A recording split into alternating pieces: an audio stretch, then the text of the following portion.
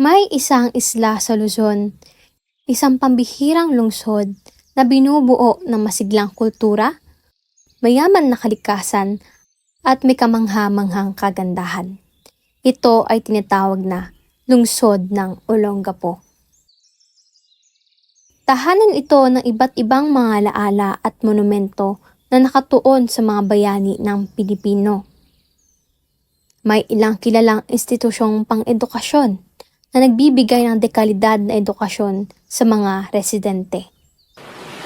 Matatagpuan ang kahangang-hangang mga dalampasigan na mayaman sa pagkaing dagat. Hindi nakapagtataka na ang munting lungsod na ito ay naging tanyag na destinasyon para sa mga lokal at turista. Sa kabila nito ay may kakaibang kwento o istorya kung bakit ito tinawag na Olongapo City.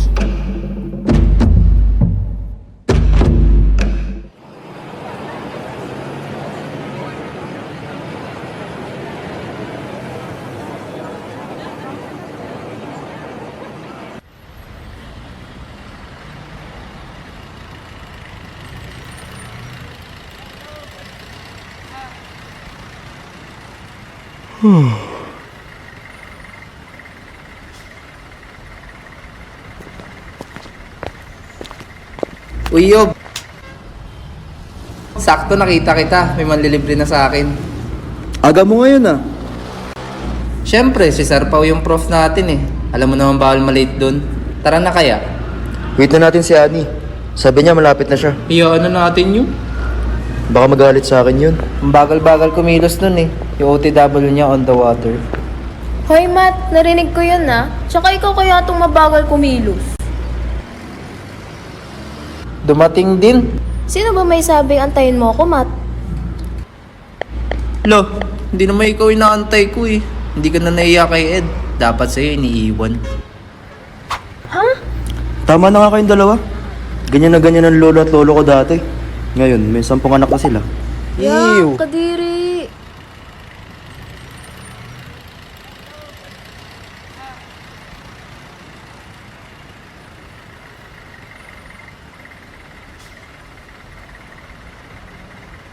CCS pin yan ah. Saan mo nakuha? Kapag may mga events like Apertura, Acquaintance, at CCS Week, madami nagbebenta ng ganyan. Ba't mo naman gusto? Hindi ka naman nagdadala ng bag.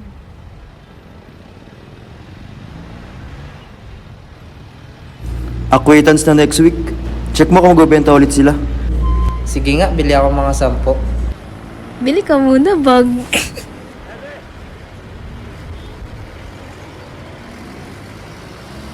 Uy, nag-post si Sir sa GC natin. May quiz daw tayo.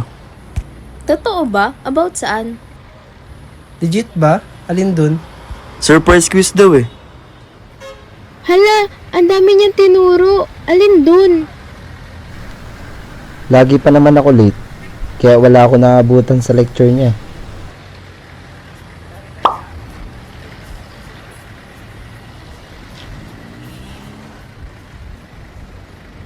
Hala, palengke pa lang tayo. Anong oras na?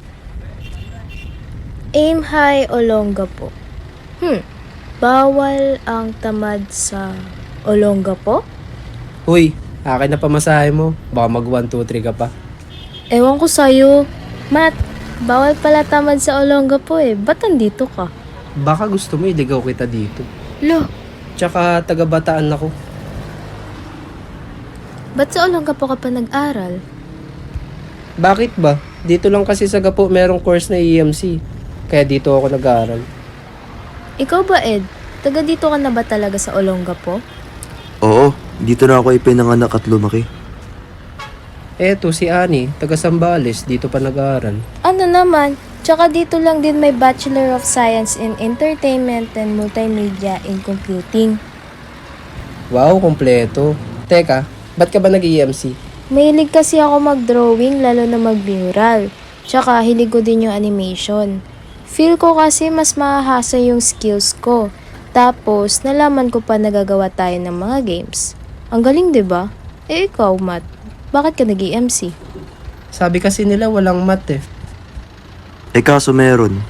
Pero nakaka-enjoy naman yung course natin. Grabe naman traffic. Makakapag-quiz pa kaya tayo niyan? Hala, oo nga, traffic malala. Baka hindi na tayo makapag-quiz. Paano yan? Nasa ulo ng apo pa lang tayo. Ulo ng apo? Ano yan? May kwento ba yan? Hala, hindi mo alam yung kwento ng ulo ni apo? Kaya nga tinatanong, di ba? Sa bagay, dayo nga pala tong tropa natin. May kwento yung papa ko about dyan sa ulo ng apo. Kwento kasi ng papa ko, may Chinese daw na pumunta dito para makipag-business. Ha? Chinese? Pinagsasabi mong business.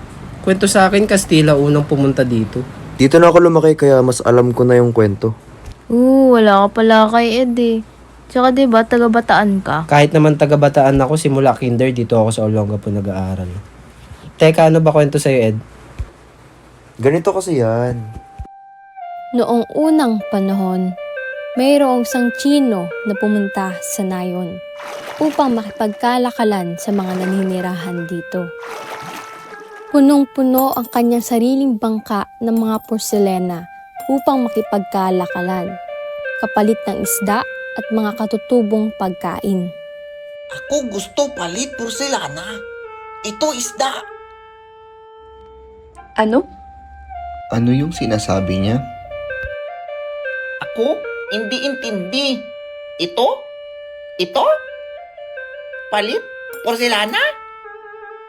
Dahil sa kanilang pagkakaibang lengguwahe, hindi maintindihan ng mga katutubo ang Tsino na nais itong makipagkalakalan sa kanila. Ngunit hindi sumuko ang Tsino at sinubukan ulit iparating sa katutubo ang kanyang mithiin.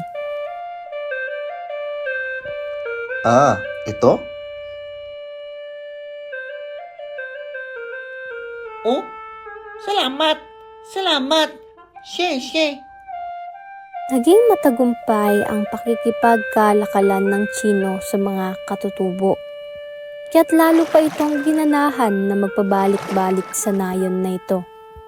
Simula noon ay natutunan niya na ang lengguwahe ng mga katutubo. Napapadalas yata ang iyong pagpunta rito, aming kaibigang Chino. Oo, marami pagkain dito. Masaya palitan dito. Pagkain, gamit porselana. Kamangha-mangha rin ang iyong pagsasalita. Tila ba'y natutunan mo na ng mabilis ang aming lingwahe? Marami tao turo sa akin yung lengguwahe. Unti alam ko. Mabait tao dito. Kaya dito lagi ako. Oo, talagang mababait ang mga tao dito.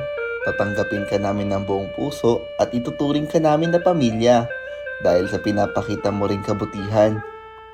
Hindi nagtagal, napalapit ang Tsino at naging kaibigan niya ang mga katutubo, na para bang isa na siya sa mga naninirahan dito. Isang araw, habang siya ay pauwi galing sa nayon, ang kanyang bangkang layag ay punong-puno ng paninda, kalakal at iba pang nakuha niya galing sa pakikipagkalakalan sa mga katutubo.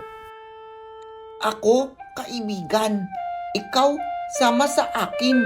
Layag tayo sa dagat. Pabalik tahanan ko. Oo naman, kaibigan. Sasamahan kita pagbalik. Marahil marami-rami din ng iyong mga dalang pagkain pang katutubo. Maraming salamat. She. Sa kanilang paglalayag, ang panahon ay maaliwalas at ang dagat naman ay payapat kalmado.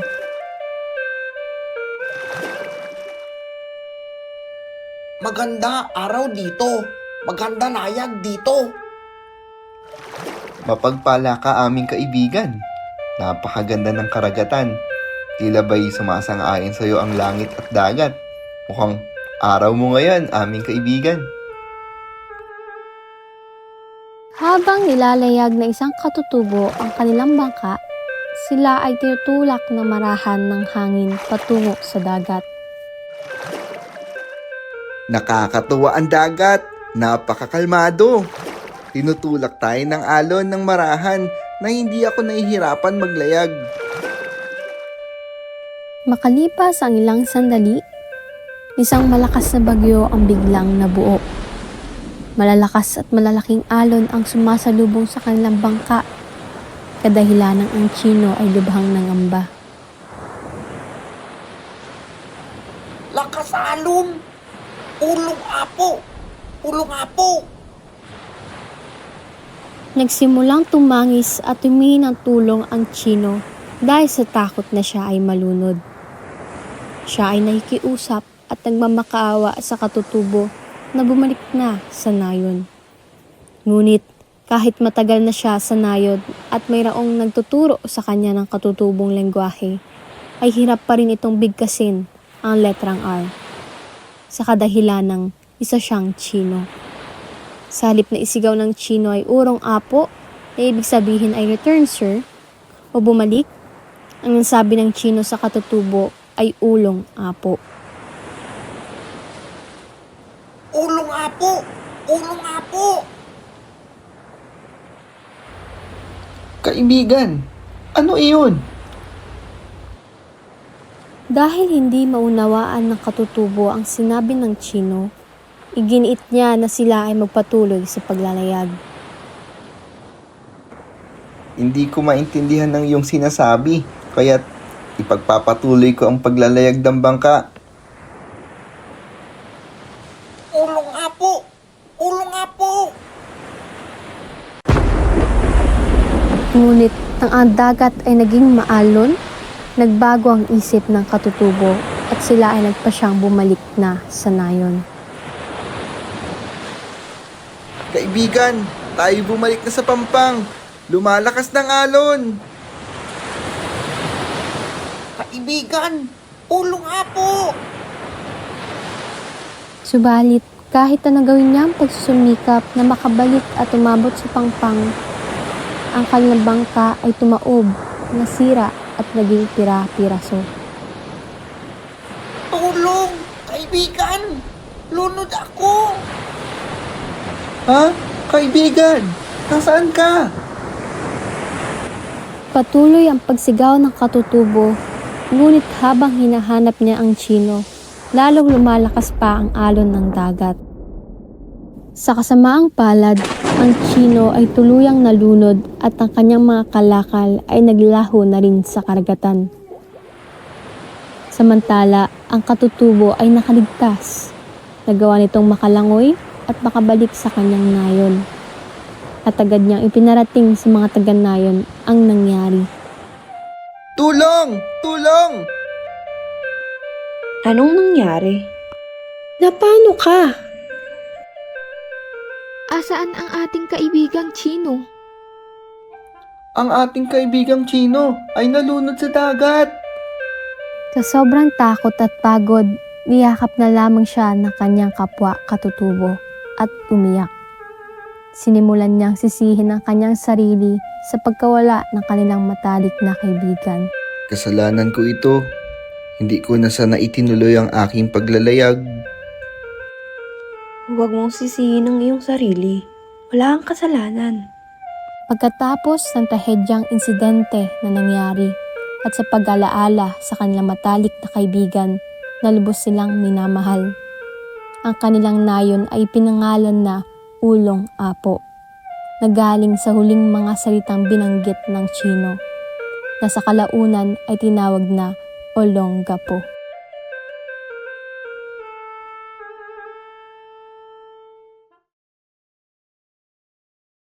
Hala, nakakaawa naman yung Chinese at katutubo. Grabe yung nangyari sa kanila. Lo, di naman ganyan yung kwento. Bakit? Ano ba yung kwento sa'yo?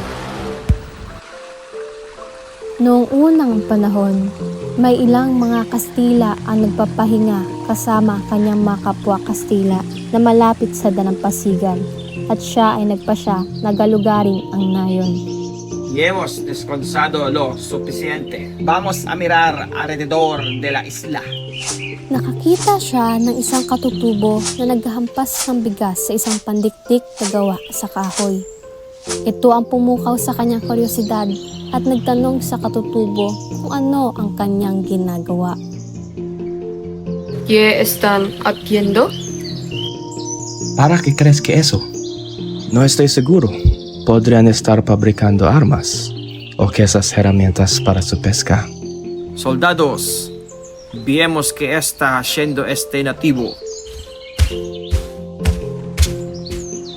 Podemos preguntar qué estás haciendo. Pagpaumanhin mga dayo, sapagkat ang inyong mga salita ay hindi namin lubos maintindihan. ¿Qué estás haciendo? ¿Y para qué sirve? ¿Es esto un arma? O tal vez tu equipo de pesca? Nagtataka ang katutubo dahil hindi nito maintindihan at hindi niya alam kung ano talaga ang sinasabi o tinatanong ng Kastila. Naiintindihan mo ba ang kanilang sinasabi? Hindi. Hindi ko nga alam ang kanilang pinagsasabi.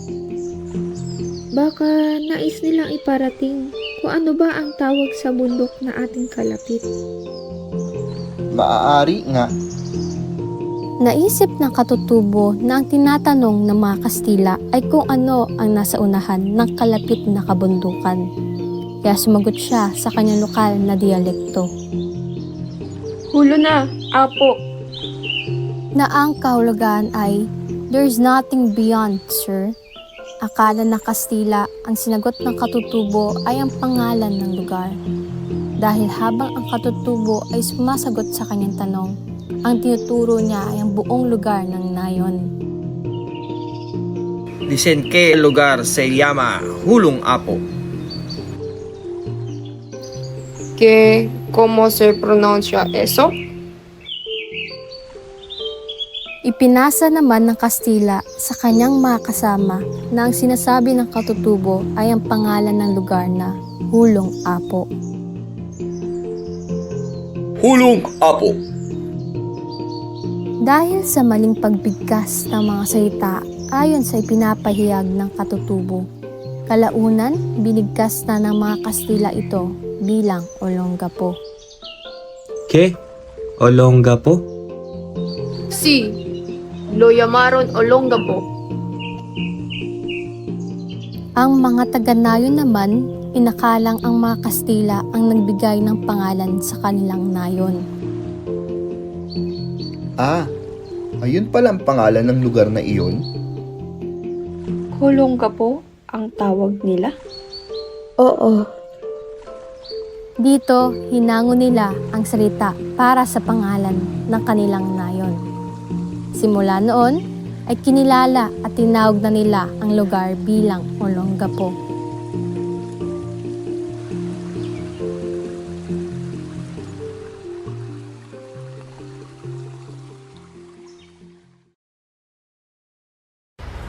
Ba't magkaiba yung kwento nyo? Ano ba talaga? Ewan ko dyan kay Ed. Basta ako totoo sinasabi ko. Kasi yun yung kwento sa akin eh. Nalunod lang yung Chinese, bigla naging pangalan na ng city natin. Kesa naman sa'yo, tinuro lang yung lugar, naging pangalan agad. Teka nga, alayo ng kwento nyo eh. Anong connect nun sa ulo ni Apo? Sa kwento yung dalawa, wala man lang Apo na banggit. I-search na lang kaya natin, kesa mag-away pa kayong dalawa dyan.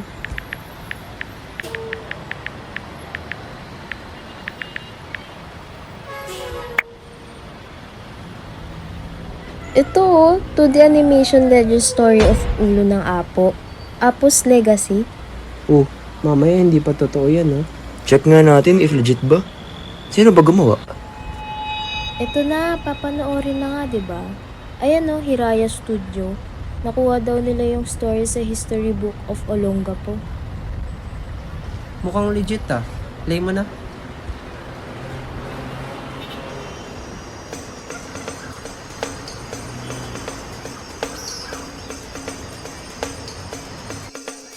Noong unang panahon, bago dumating ang mga Kastila sa bansa, may isang nayon ang matatagpuan sa baybayin ng Subic Bay.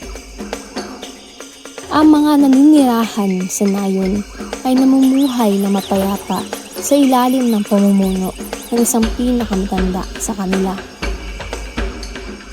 Ang pinuno na ito ay isang matandang lalaki na kilala sa kanyang pagmamahal, pangangalaga sa kanyang tribo at itituring na pinakamatalinong naninirahan sa nayon. Siya ay mabuti at makatarungan. Wala siyang pinapaboran at pinapakitunguhan ang bawat isa ng patas. Mas marami akong nahuli kaysa sa kanya, Apo. nahuli. Kaya narapat lamang na mas Oh, anong nangyayari dito? Aming apo, halos kinuha niya lahat ng nahuli namin sa pangingisda. Ngunit hindi ito makatarungan sapagkat pareho naming pinaghirapang lambatin ito sa karagatan. Mas marami akong nahuli kaysa sa kanya, Apo. Kaya narapat lamang na mas marami ang isang makuha ko. Mas marami akong nahuli kaysa sa kanya, Apo. nahuli. Kaya narapat lamang na mas marami. Magsitigil kayo. Maaari ba kayong mag-usap ng marahan at mapayapa? Hindi wasto ang pagkuha mo sa halos ng lahat ng inyong napangisda. Pareho ninyo itong pinagpursigihang hulihin sa malayong karagatan.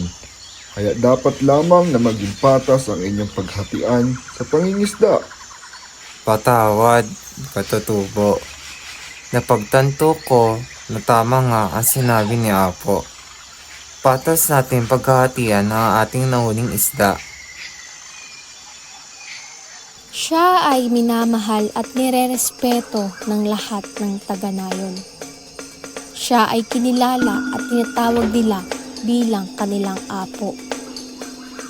Si Apo o ang kinikilala nila bilang isang pinuno na sumisimbolo ng pagkakaisa, katapatan, katapangan, kagitingan, at integridad. Ito talaga si Apo, napakagaling mamuno. Biruin mo, maliit man o malaking problema, agad niyang nasusolusyonan. Kaya nga, sana marami pa itong matulungan. Tiyak, madaming magmamahal sa kanya. Tama kayo dyan. Dapat nating tularan si Apo para mas dumami pa ang isang katulad niya. Ang nayon na modelong si Apo ay naging isang magandang halimbawa para sa mga malapit na nayon. Ang kanyang pangalan ay naging isang kawikaan. Anumang pagtatalo at tunggalian ay malulutas na may hustisya at katarungan. Siya ay nagbigay ng inspirasyon na magkaroon ng mabuting kalooban at nagpalakas sa pag-asa ng kanyang mga tao na harapin at labanan ang mga pagdurusa na dulot ng mga kalamidad. Gayunpaman, dahil sa kanyang kadakilaan, may mga masamang tao na bumuo ng layunin na sakupin ang kanyang tribo dahil sa pagkainggit sa kanya. Ito ay mga Kastila. Qué hermoso pueblo, lleno de riquezas. Podemos conquistarlo para beneficiarnos de algo. Pero tiene un líder llamado Apo. Los nativos aquí lo aman profundamente. Así que será difícil para nosotros conquistar este pueblo. Los nativos que vivían aquí no tienen ni idea. Nosotros tenemos armas, ellos no. Así que será muy fácil conquistarlos. Nang dumating ang mga Kastila at sinakop sila, ang mga taga-nayon ay sumailalim sa kanilang pamumuno. Ustedes los del pueblo, ahora están en nuestras manos. Así que nos obedecerán, les cueste o no. Ang mga katutubo ay natatakot, subalit malakas pa rin ang kanilang loob dahil kay Apo. Bago sumunod sa bawat utos ng mga mananakop na Kastila, sila ay sumasangguni at humihingi muna ng payo sa kanilang Apo. At kahit anong sabihin niya ay sinusunod ng mga katutubo. Apo, nararapat ba talaga na sundin namin ang lahat ng utos ng mga Kastila? Sundin nyo ito kung alam nyo na mas makakabuti sa inyo. Ngunit kapag sila'y may masamang intensyon sa inyo, huwag kayong matakot na lumaban para sa inyong mga karapatan. Paano kung nasa bingit na kami ng kapahamakan? Ano ang maaari namin gawin, Apo? Hinding-hindi mangyayari ito dahil nandito ako. Nandito tayo para ipaglaban ang ating sarili.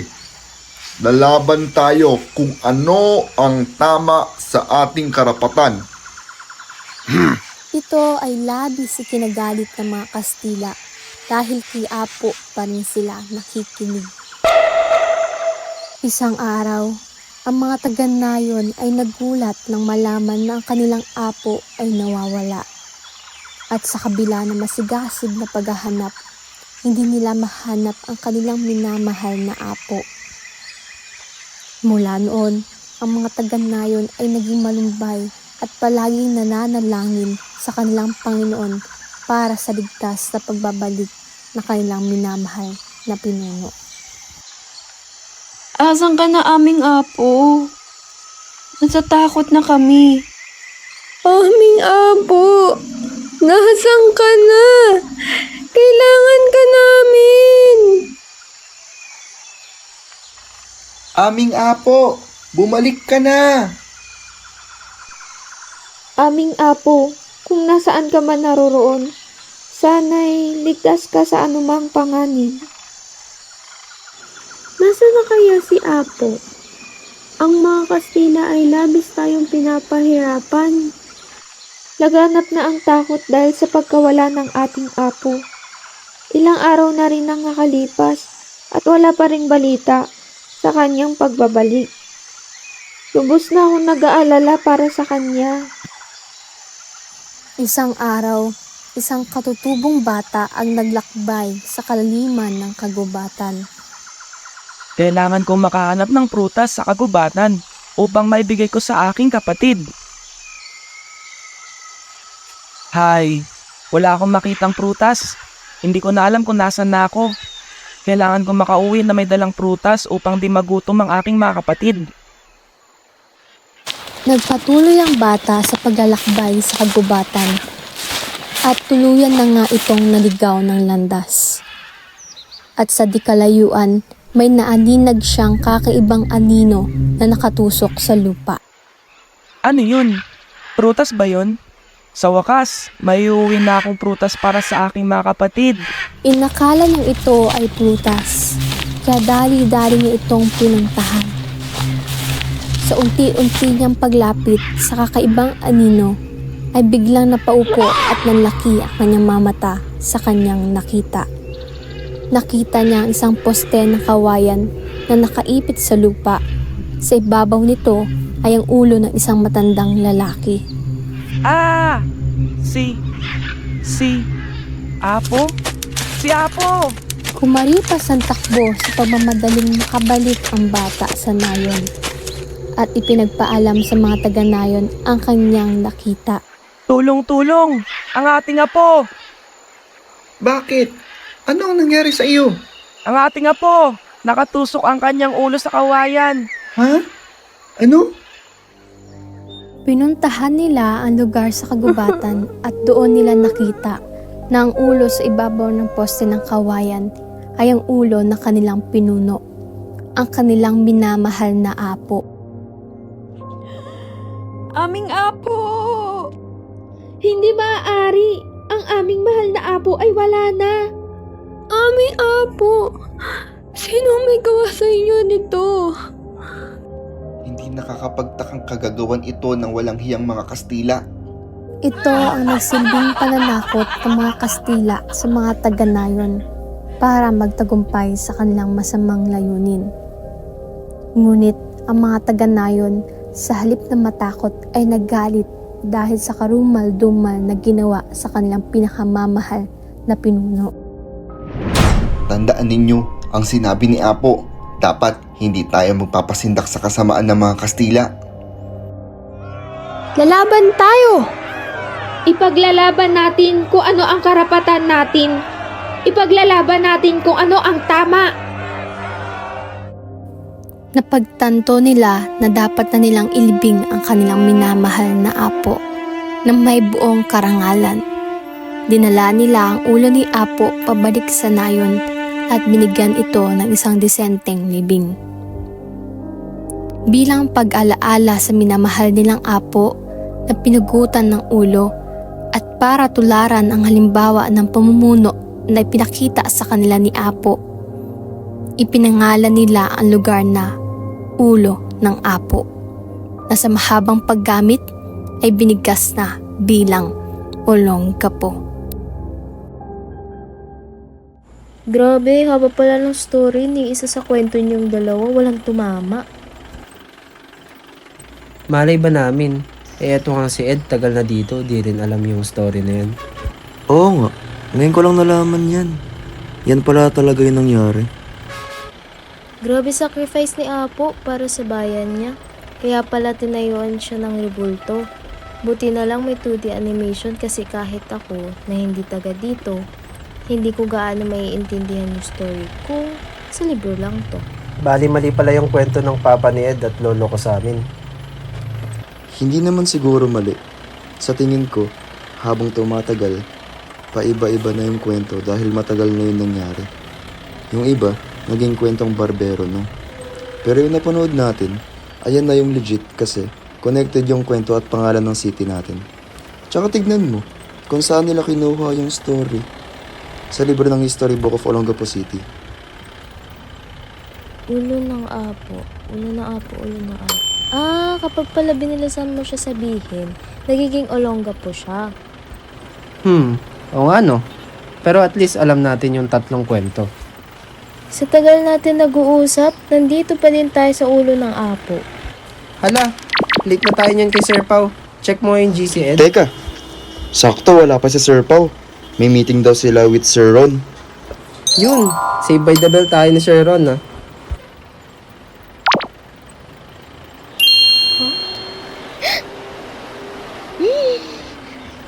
Huy! Huy! Tignan niyo yun, si Apo gumagalaw. Ha? Pinagsasabi mo? Ayos ka lang? Hindi naman eh. Kakanood mo yan kay Apo. Legit nga!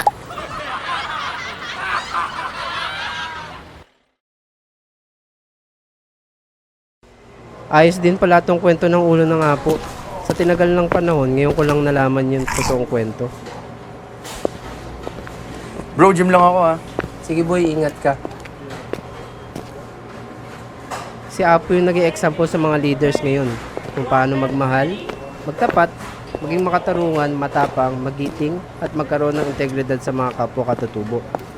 Dapat pala talaga natin siyang tularan dahil sa kung paano niya pinapahalagan, respetuhin at mahalin ang ating syudad, bansa at kultura, lalo na kung paano tumayo bilang isang pinuno na may kabutihan at malasakit sa kapwa.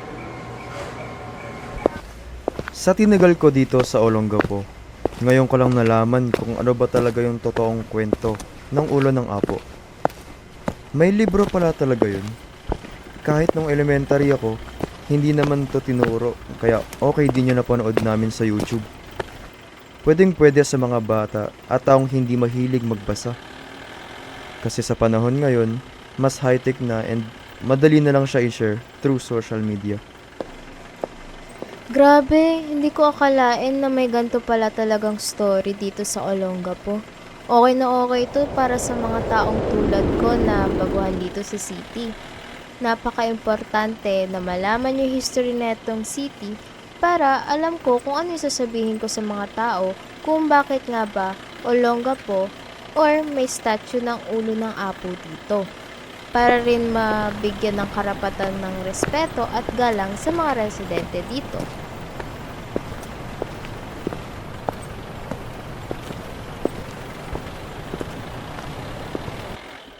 Mommy, what is that po? Ah, si Apo yan. Sa kanya nang galing yung name ng city natin. Po? How, Mommy? Wait natin si Papa ha. Si Papa mag-tell ng story. Papa, Mommy said you're going to tell a story about Apo.